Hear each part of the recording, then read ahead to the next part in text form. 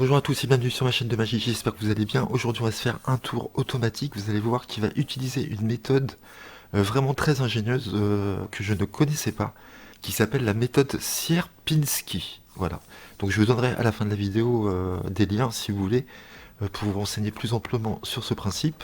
Donc voilà, je connaissais pas du tout et franchement c'est super intéressant. Donc comment ça fonctionne? Vous prenez 9 cartes au hasard, d'accord? Là j'ai pris 9 cartes au hasard et vous allez prendre le valet de pique, le 7 de trèfle, le 3 de cœur, etc., etc. Donc vous voyez que ici j'ai pris le valet de pique, car ici nous avons le valet de trèfle, le 7 de trèfle, parce qu'il y a le 7 de pique, etc., etc.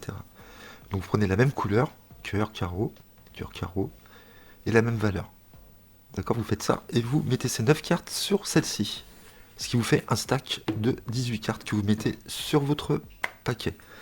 Donc vous êtes prêt à commencer vos tours, vous pouvez, si vous voulez, mélanger le jeu, donc vous prenez une grosse partie ici, donc il ne faut pas que ça soit dans les 18 cartes, donc il faut regarder la dernière carte, 3, 4, 5, 6, 7, 8, 9, 10, 11, 12, 13, 14, 15, 16, 17, 18, vous voyez, j'étais vraiment juste, donc rien ne vous empêche de prendre une grosse partie, ne prenez pas dans l'arrangement, et vous faites un mélange hindou, d'accord, tout simplement. Vous pouvez recommencer si vous voulez, et vous mélangez une nouvelle fois. Là, vous dites aux spectateurs, vous allez séparer votre jeu en 3. Donc vous prenez quelques cartes et vous déposez comme ceci. Vous séparez en disant, on va prendre un plus gros paquet de cartes et vous allez jusqu'à votre arrangement, la dame de carreau. D'accord, faut bien repérer ici. Vous faites ceci et ceci. Là, vous allez voir, ça sert à rien ce qu'on fait, mais ça passe quand même. Vous demandez au spectateur de couper ce paquet-là. D'accord, et de le placer ici. De couper ce paquet-là, de le placer ici et de le placer ici. En fin de compte, ça sert à rien. Mais c'est pour détourner un peu l'attention, pour pouvoir arriver à ce paquet-là, tout simplement, en disant, voilà, on a coupé les deux jeux, on va les mettre de côté, on va se servir de ce paquet-là. Là, vous pouvez demander au spectateur de couper le nombre de fois qu'il veut, ça ne va rien changer à l'arrangement. Vous avez votre arrangement de 18 cartes ici, et vous allez voir ce qui est hyper intéressant, à partir de ce moment-là, vous demandez au spectateur de déposer les cartes une à une en faisant 3 rangées, 3 tas, de gauche à droite. Donc il va faire 1, 2, 3. Et vous lui demandez qu'il distribue toutes les cartes. Vous allez lui demander de mettre chaque main sur chaque paquet, d'accord? Donc il va devoir faire ça, ça ou ça, c'est lui qui choisit, hein, ou ça, peu importe, il a plein de choix possibles. Et donc vous lui dites que quand il va poser ses mains, ses deux mains sur chaque paquet, on va éliminer ces deux paquets qu'il y a sous chaque main. Donc là, il n'y a pas de forçage, il n'y a pas de choix équivoque, hein. C'est le spectateur qui élimine lui-même. Donc imaginons il pose ses deux mains sur ces deux paquets, vous lui demandez d'éliminer ces deux paquets-là. Ensuite, vous lui demandez de distribuer à nouveau 3 tas. Après, je vous montrerai face visible ce qui se passe, vous allez mieux comprendre. Là, pareil, vous lui demandez de poser la main sur 2 tas. Donc imaginons il fait ça et ça. Vous lui demandez d'éliminer ces 2 tas-là. Donc vous, très important, vous avez le dos tourné, hein. Je ne vous ai pas dit, mais c'est très important. Et il dépose, il lui reste 2 cartes, et il va déposer la main sur une des 2 cartes, et il va l'éliminer. D'accord? Donc ça, c'est très précis, il faut bien lui dire. Donc il va poser cette main-là sur cette carte-là, et il va l'éliminer, il va la poser sur le jeu. Vous lui demandez de ne pas regarder sa carte pour l'instant, de la cacher. D'accord? De la mettre, de poser ses mains dessus, de la mettre dans sa poche. Il faut que personne ne regarde la carte, c'est plus intéressant. Et donc, comment vous allez faire pour retrouver la carte? Bah, c'est très simple.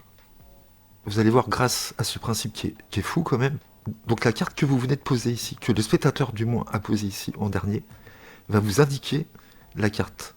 Donc vous avez plusieurs façons, parce que ça va être la sœur jumelle ou le frère jumeau. Regardez, ici j'ai un as de pique, normalement ici j'ai l'as de trèfle. Vous voyez? Donc grâce à cette carte-là, je sais quelle carte le spectateur a choisi. Donc c'est extraordinaire, c'est vraiment terrible.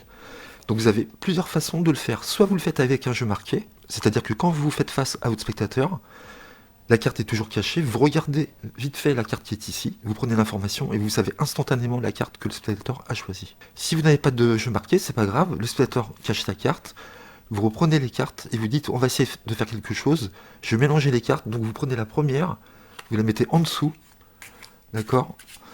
Et vous dites voilà je vais étaler les cartes et je vais essayer de mémoriser tout le jeu et voir la carte qui manque. Et donc dès que vous retournez, hop, vous prenez l'info, vous avez as de pique, et là tout de suite vous coupez.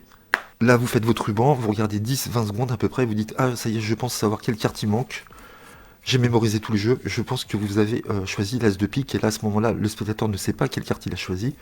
Il retourne la carte, et c'est l'as de pique. Donc je pense que c'est mieux qu'il ne regarde pas la valeur de la carte avant que vous fassiez la révélation. D'accord? Il va être beaucoup plus impressionné.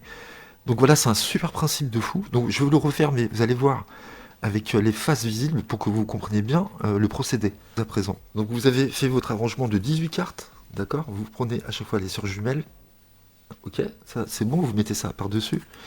Et donc vous allez voir ce qui se passe, vous faites votre faux mélange, vous séparez le jeu en 3, vous prenez un petit paquet, vous retournez ici, vous allez jusqu'à votre 18e carte, moi c'est l'as de carreau ici, et je sépare. Vous pouvez reprendre le jeu comme ça en disant, on va se servir que de ces cartes-là, pour l'instant. Donc voilà, où vous faites couper, peu importe. Et donc là, qu'est-ce qui se passe? Vous allez voir, je vais vous montrer face visible, donc le spectateur coupe le jeu, ici, et distribue 3 tas.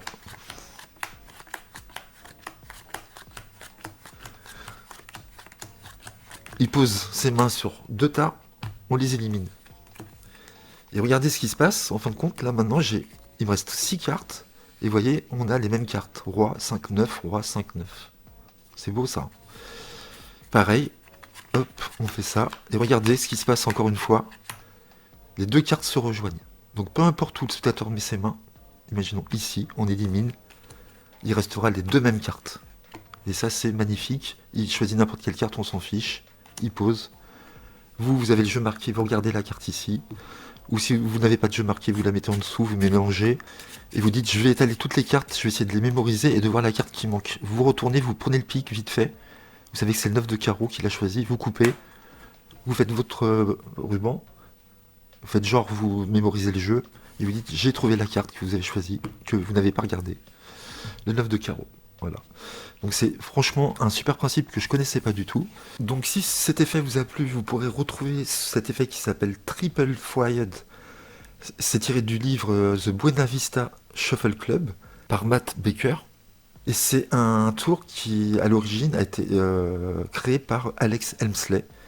Voilà, Animal, Vegetable and Mineral. Ça a été publié dans The Collected Works of Alex Helmsley, volume 2.